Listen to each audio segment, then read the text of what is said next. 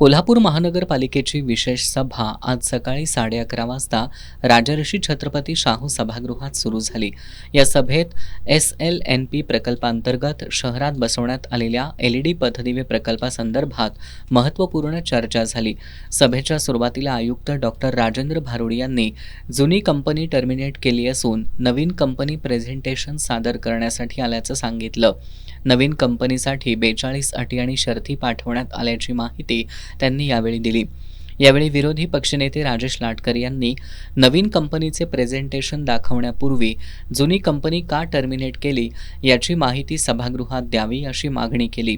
शहरातील प्रत्येक पोलचा जिओ टॅगसह सर्वे अहवाल सभागृहासमोर ठेवावा, त्यानंतरच नवीन कंपनीबाबत निर्णय घ्यावा असं सांगून कंपनी विरोधात तक्रारी असतानाही प्रशासनानं बिलं का काढली असा सवाल लाटकर यांनी उपस्थित केला। EESL कंपनीसोबतचा 7 वर्षांचा करार रद्द करून कंपनीला ब्लॅकलिस्ट करावं, तसंच कंपनीकडून घेतलेली रक्कम वसूल करण्यासाठी न्यायालयीन दावा दाखल करून पै वसूल करावी अशी मागणीही त्यांनी केली।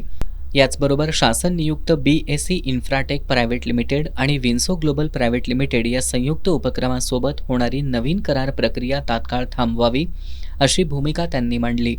या सभेत सत्ताधारी आणि विरोधी पक्षातील नगरसेवकांनी केंद्र आणि राज्य शासनावर नाराजी व्यक्त केली। शासनानं सुचवलेल्या कंपन्या बंधनकारक असल्यामुळं शहरवासियांना याचा मोठा त्रास सहन करावा लागल्याची भावना सदस्यांनी व्यक्त केल्या। टेंडरमध्ये फिलिप्स, सूर्या, क्रॉम्प्टन, पॅनासोनिक अशा नामांकित कंपन्यांचे दिवे बसवण्याचा उल्लेख असतानाही प्रत्यक्षात तशी कामं झाली नसल्याचा आरोप नगरसेवकांनी केला। नागरिकांच्या रोषाला सामोरं जावं लागत असल्यानं नगरसेवकांना त्यांच्या ऐच्छिक निधीतून बल्ब बसवण्याची परवानगी द्यावी अशी मागणीही करण्यात आली। सरकारनं महानगरपालिकेला विश्वासात न घेता GSTमधून 4.5 कोटी रुपयांचा निधी संबंधित कंपनीला वर्ग केल्यानं सभागृहात संताप व्यक्त करण्यात आला। अनेक नोटीस देऊनही संबंधित कंपनीची बिलं काढण्यात आल्यानं सदस्यांनी प्रशासनावर नाराजी व्यक्त केली।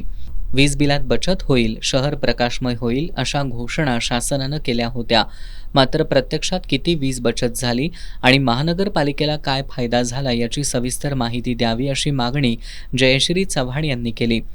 दरम्यान काही नगरसेवकांनी नवीन कंपनीवरही संशय व्यक्त करत ही कंपनी जुन्याच कंपनीशी संबंधित असून फक्त नाव बदललंय अशी टीका केली।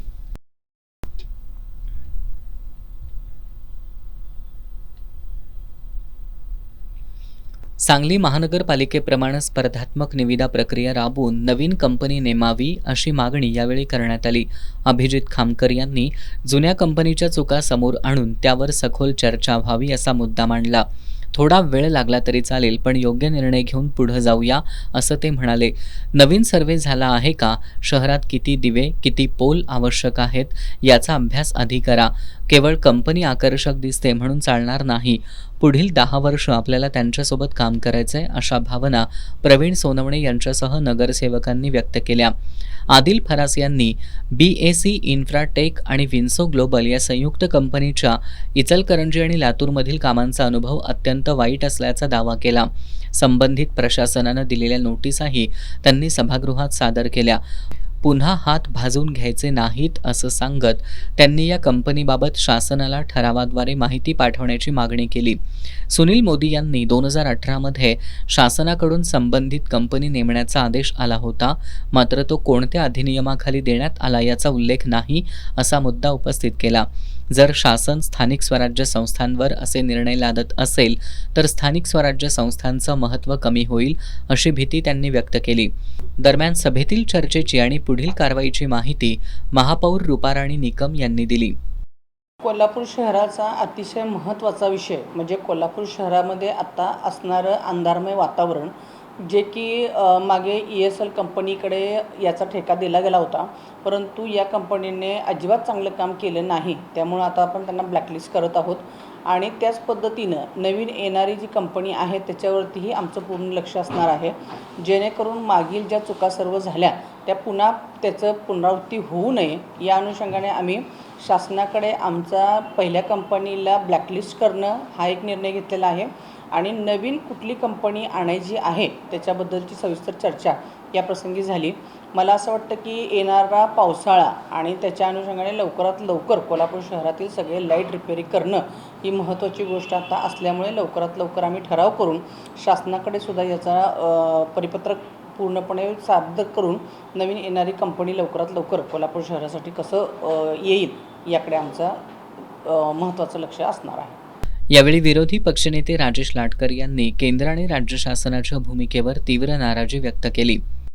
तो त्यांचा करार रद्द करणे व नव्यानं BSC इन्फ्राटेक व विन्सो ग्लोबल प्रायव्हेट लिमिटेड असा संयुक्त भागीदारी असलेला जी 2 कंपन्या आहेत त्यांच्यासाठी 10 वर्षाचा करार नव्यानं करणं असा जो शासन निर्णय आला आहे त्या बाबतीतला निर्णय करण्यासंदर्भातली विशेष सभा आज घेण्यात आली होती. पण आज महासभेसमोर आम्ही असं काँग्रेस व उद्धव ठाकरे शिवसेना आघाडीच्या वतीनं असं उघडकीस आणलं की जो ESL कंपनीचा करार रद्द करायचा होता त्याला टर्मिनेट करून ब्लॅकलिस्ट करायचा जो प्रस्ताव आणण्यात होता त्याचे जे आपण देणं होतं ती रक्कम शासनानं परत आमच्या कोल्हापूर महापालिकेच्या GST ग्रँडमधनं त्यांना 3,80,00,000 रुपये दिलेली आहे. मग जर एखाद्या कंपनीनं कराराप्रमाणे काम केलं नाही, गेले 3-4 वर्ष त्यांचं काम चुकीचं आहे, करार भंग केलेला आहे आणि अशा कंपनीला जर आपण द्यायची जी रक्कम होती आणि त्यांना टर्मिनेट करायचं होतं, त्यांचा करार रद्द करायचा होता, तर करारात क्लॉज आहे की असा करार रद्द करायची जर वेळ आल्यास तर त्यांना देण्याची रक्कम महापालिकेनं द्यायची नाही आहे. तर शासनानं त्यांना आमच्या GST ग्रँडमधनं परस्परच त्यांना वर्ग केल्या. मग आता आमच्यासमोर टर्मिनेटचा प्रस्ताव कशासाठी? टर्मिनेट करून त्यांना शासन काय करायचं, आम्ही त्यांना दंडात्मक कारवाई काय करायची? ती रक्कम आमची दिली. परत आमचं 1,28,00,000 रुपयाचं त्यांच्यावर दंड आहे, तो देखील वसूल झाला नाही. मग नुसतं टर्मिनेट करायचं आणि सेम तशाच पद्धतीच्या 2 कंपन्या, नवीन नाव, दारू तीच, बाटली नवीन, तोच माल मसाला, पॅकिंग नवीन, असं करून शासन निर्णय आहे, बंधनकारक आहे म्हणून 2 वेगळ्या कंपन्या 10 वर्षाच्या कराराच्या मंजुरीकरता विशेष सभेसमोर होता. एकूणच या विशेष सभेत पथदिवे प्रकल्पावर सभागृहात जोरदार चर्चा झाली. EESL कंपनीसोबतचा करार रद्द करून कंपनीला ब्लॅकलिस्ट करण्याचा निर्णय घेण्यात आला. तसंच नवीन करार प्रक्रियेलाही स्थगिती देण्याची मागणी करण्यात आली. मात्र आगामी काळात कोल्हापूर शहर खऱ्या अर्थानं प्रकाशमय होणार की अंधारमय याबाबतचं चित्र अद्यापही स्पष्ट झालेलं नाही.